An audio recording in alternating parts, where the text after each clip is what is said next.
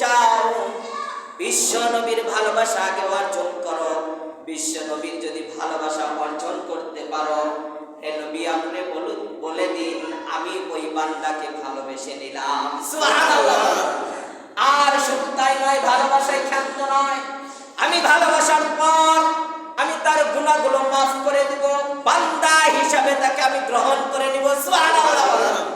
তাহলে ভালো যদি বাসতে হয়, সর্বপ্রথম কাকে বাসতে হবে? কথা বলুন, আল্লাহকে। এরপর সিরিয়ালে আসবে বিশ্বনবী মুহাম্মদুর রাসূলুল্লাহ। এরপরে আসবে আপনার মা এবং বাবা। কে আসবে?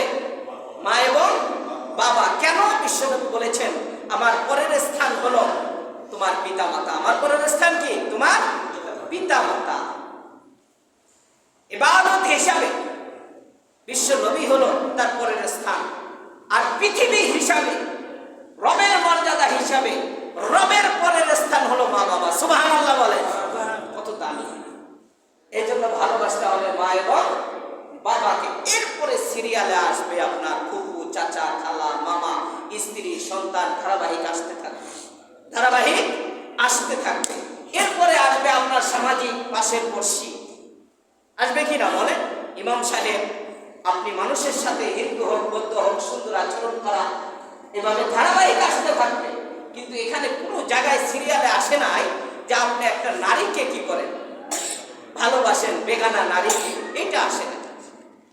কিন্তু আমরা সব বাদ দিয়ে একটা দিবস হিসাবে সেই আমার স্কুলের পরিচিত বান্ধবী অথবা বেগানা অপরিচিত নারীকে সেখানে ফুল দেই, ভালোবাসা অর্জন করি।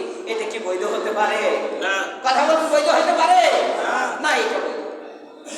আপনার বোন আছে, বোন, আপনি যদি বিবাহ না করে থাকেন তাহলে আপনার বোনকে আপনি ভালোবাসুন, আপনি মহব্বত করুন। আর এটা তো ভাই একদিনের ভালোবাসা না, এটা একদিনের ভালোবাসা।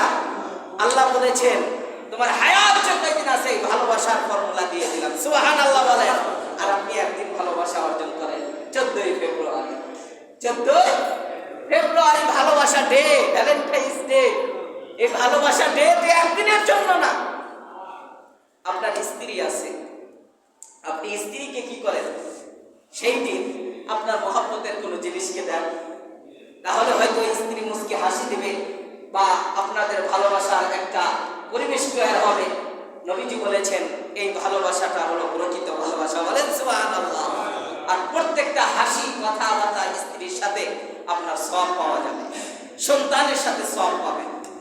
আপনার মা আছে, সেই দিন আপনি আঙ্গুর ফল নিয়ে যাও, বলেন জামু আজকে বলে ভালোবাসা দিবস, হুজুর বলেছে, তা আপনাকে ভালোবেসে আমি নিজের হাতে আঙ্গুর ফল খাওয়াবো। সুবহানাল্লাহ বলেন, কি খুশি না হবে। বলতে পারেন হুজুর এটা তো যুবকদের ক্ষেত্র না, আপনি বৃদ্ধ বুড়া হয়েছেন, আপনার বুড়ি আছে, আপনার কি আছে? বুড়ি আছে, আপনার বুড়িকে নিয়ে দেন।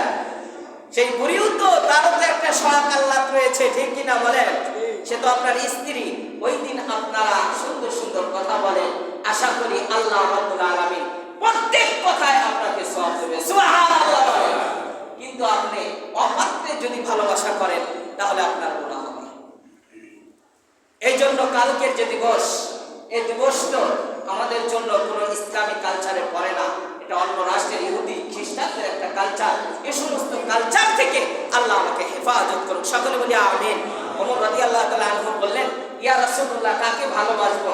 আল্লাহর হাবিব বললেন, তুমি কাকে ভালোবাসো? বা আমার জীবনটাকে ভালোবাসি। আসল বাস্তবে জীবনে মহব্বত আছে কিনা? আমার জীবনটাকে আমি ভালোবাসি। আল্লাহর হাবিব বললেন, ওমর তুমি প্রকৃত মুসলমান হতে পারো না। বুখারী শরীফের হাদিস। সব কিছু থেকে আমি নবীর সুন্নাতকে তোমার ভালোবাসা প্রাধান্য দিতে হবে, আমাকে ভালোবাসতে হবে। এটাই হলো তোমার প্রকৃত ভালোবাসা। বলেন সুবহানাল্লাহ। হাদিস শরীফে বলেন, লা ইউমিনু আহাদুকুম হাত্তা আকুনা আহাব্বা ইলাইহি মিন ওয়ালিদিহি ওয়া ওয়ালাদিহি ওয়ান নাসি আজমাইন। পৃথিবীর জমিনে যত মানুষ আছে, তোমার আত্মীয় স্বজনরা আছে, ছেলে সন্তানরা আছে, মেয়েরা আছে, মা বাবা রয়েছে, তোমার সন্তান রয়েছে, মহব্বতের স্ত্রী, এসব কিছু থেকে আমি নবীর ইসলাম, আমি নবীর সুন্নাতকে, আমি নবীর ভালোবাসা তোমার অন্তরের ভিতরে বেশি থাকতে হবে। যদি বেশি রাখতে পারো অমর তুমি প্রকৃত মুসলমান। আর যদি না রাখতে পারো তাহলে এখনো মনে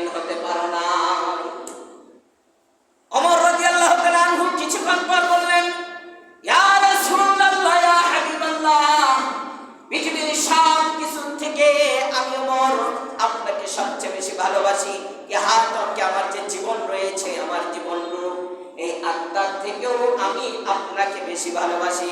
বিশ্বনবী মুস্কি হাসি দিয়ে বললেন, ওমর তুমি প্রকৃত মুসলমান হয়েছো। সুবহানাল্লাহ। ওয়াজ বেশি করা লাগবে না, অল্পতে বুঝে নেবেন। ভালোবাসার পাত্র হলো আপনার রক্তের মানুষ, ভালোবাসার পাত্র হলো বিশ্বনবী, ভালোবাসার পাত্র হলো আমার রবের বিধান, রবের বিধান। এরপরে সামাজিক ভাবে আসবে আপনার নেতারা, ইমাম সাহেবরা, আপনার পড়শিরা, তাদেরকেও ভালোবাসতে হবে, বাসতে হবে কিনা। এরপরে মানব রূপে আসবে হিন্দু ভাইয়েরা, হিন্দু ভাইয়েরা, তাদেরকে আপনার ভালোবাসতে হবে। কি বাসতে হবে? ভালোবাসতে হবে মানুষ হিসাবে। তাদের সাথে ব্যবসা বাণিজ্য করেন, চলাফেরা করেন। এর মানে হিন্দু জাত আমাদের মুসলিম না, তাকে গালি দেবেন এমন না। আপনার আচরণে যেন সে সন্তুষ্ট হয়ে যায়, ব্যবহারে যেন সন্তুষ্ট হয়, এমনটা হতে পারে আপনার এই ব্যবহারের কারণে কালিমা পড়ে মুসলমান হয়ে যাবে। বলেন সুবহানাল্লাহ।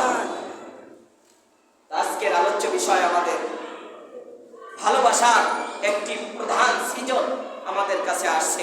মালিকের সাথে সম্পর্ক করা, নবীর সাথে সম্পর্ক করা, এর প্রধান একটা ফর্মুলা এসেছে। অনেক সময় আমাদের দেখা যায় যে বিভিন্ন ফ্যাক্টরিতে প্রতিষ্ঠান আনা হয়, বিজ্ঞাপন দেওয়া হয়, হয় কিনা বলেন? সেখানে কিছু নিয়ম কানুন দেওয়া হয়, এই আইন মেনে এই ফ্যাক্টরিতে চলতে হবে, অথবা এই কারণে 1 মাসের জন্য ফ্যাক্টরি বন্ধ ঘোষণা করা হলো। আছে কিনা বলেন? নানান সিস্টেমে দেওয়া হয়। রব্বে কারীম বলেন, আমি তোমাদেরকে একটা নোটিশ দিচ্ছি। সুবহানাল্লাহ বলেন।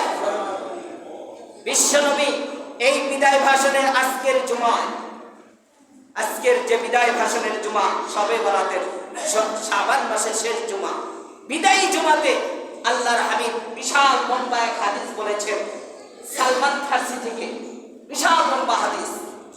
এই হাদিস থেকে বলেন যে আমি যখন শাবান মাসের শেষ জুমায় এখানে বসেছি, বসার পর সাহাবায়ে কেরামদেরকে নিয়ে আমি আলোচনা করব, ঠিক এই মুহূর্তে সাহাবায়ে কেরাম সালমান ফারসি বলেন আল্লাহর হাবিব এই প্রথম সিঁড়িতে পা রাখলেন। সুবহানাল্লাহ বলেন।